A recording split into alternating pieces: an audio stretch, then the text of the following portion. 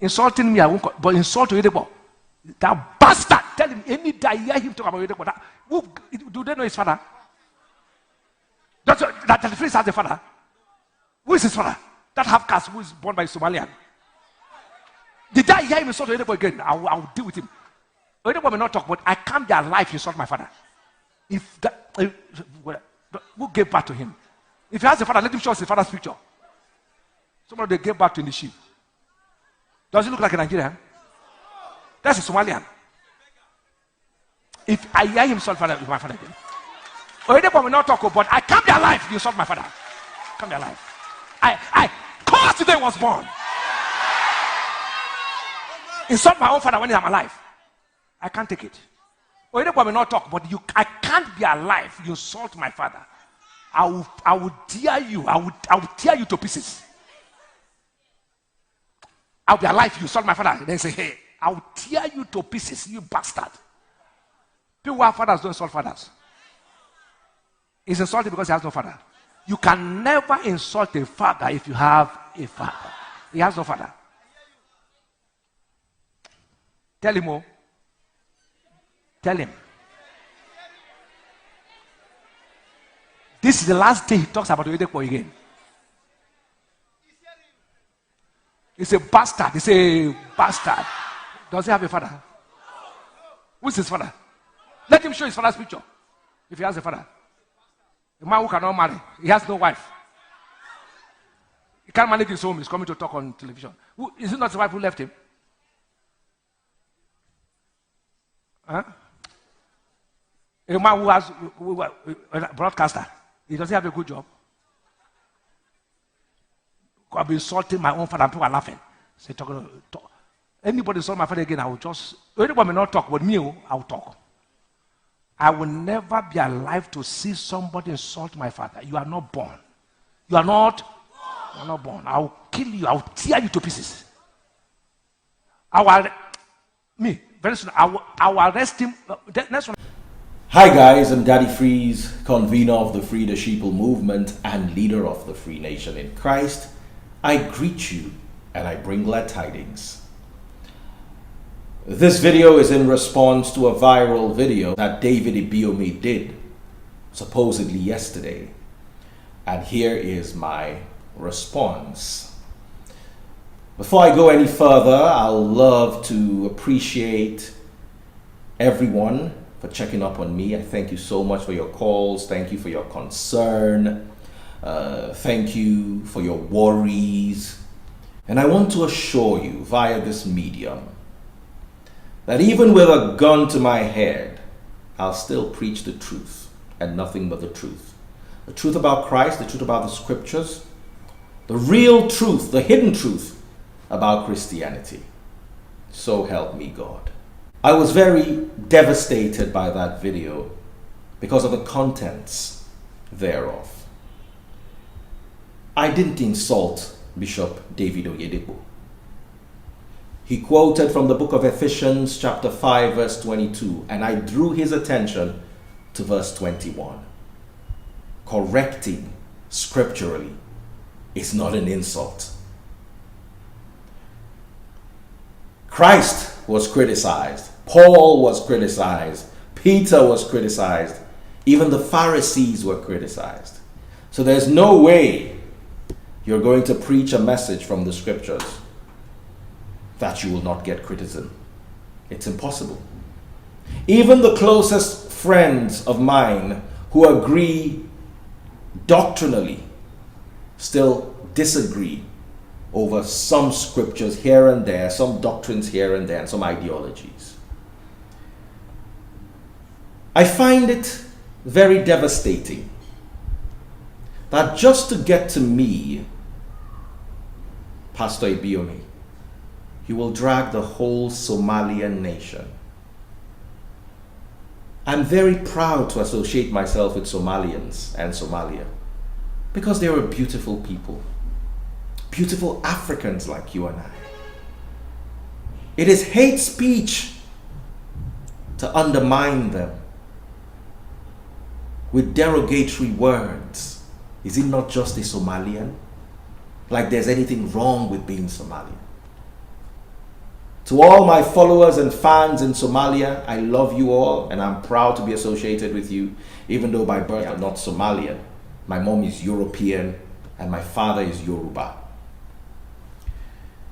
Going beyond this, I also need to draw the attention of the public and the law enforcement to the threat of life that was issued to me in that video.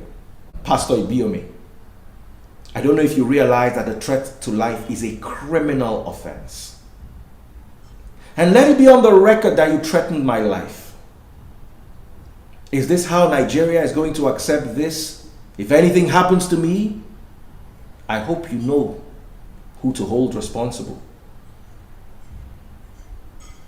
This has been on social media space for about 24 hours now. I'm yet to hear anything from the police. What happened to our laws on hate speech, racism, discriminatory statements, threat to life, which is actually criminal? What happened to all this?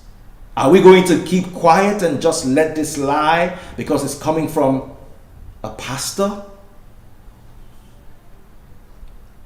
Pastor Ibiyeomie, you went on again to undermine the noble profession of broadcasting. I'm a proud broadcaster for the last 25 years. I've dedicated my life to this beautiful, noble profession. I've taken my children along with me to the radio to familiarize themselves with the radio, hoping that one or two of them can fall in love with it. You demean it to such a great extent. Such a glorious profession that disseminates very important information, a tool used by all of us, including the church. Are we going to make broadcasters feel bad for making broadcasting their career choice because of how little money is there? Maybe broadcasters should start collecting tithe and offering too, so you at least get the feeling that someone of your caliber is talking to you. I think you should apologize to every journalist, every broadcaster, for undermining our work. Furthermore, for challenging the irregularities I perceive in religion. Does that make me less of a human being? Are you aware that the word half caste is racist? The world is fighting against racism, systemic racism, outright racism. And it brings tears to my eyes that a black man will refer to a fellow black man during the time that people are crying that Black Lives Matter as a half caste.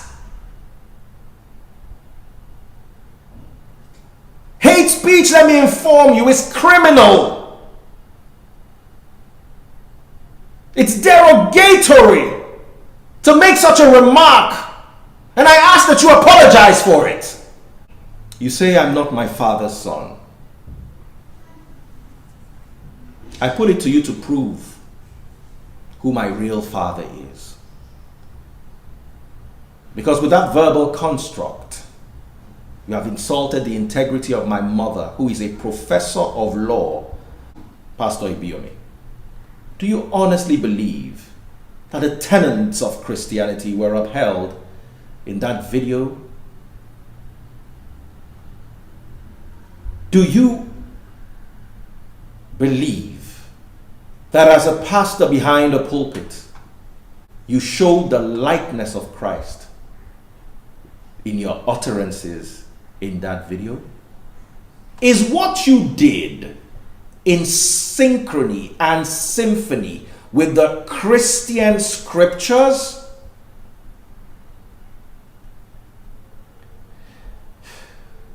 You said you would finish me. From my understanding, that's another criminal offense. A threat to life is criminal. And if anything happens to me, so I'm speaking to the public, I'm speaking to the police, I'm speaking to the world at large. Should anything whatsoever happen to me, I want you to know who to hold responsible. Every day we shout for freedom of speech. How can our dreams be shattered with threats of death from the ones we expect to guide our spiritual lives? Even with a gun to my head, I will continue preaching the true word of God. I will continue debunking errors in Christian teachings with the scriptures. I have called several times for debates. You don't agree with what I'm saying? Debate. When Bishop Oyedepo said something I didn't agree with, I brought out the scriptures. He quoted from the book of Ephesians chapter 5. I quoted from the same book of Ephesians chapter 5. You have any disagreement with my stance, my teachings, my doctrines, call for a debate, online, offline, however you want it. Bring the scriptures, let's discuss them. I've made it open. But instead of debating my stance with the scriptures, you're resorting to winding people up emotionally with death threats and derogatory statements, with racism from behind the pulpits, with hate speech against Somalians, against broadcasters, calling people of mixed race half caste. Pastor Ibiyeomie,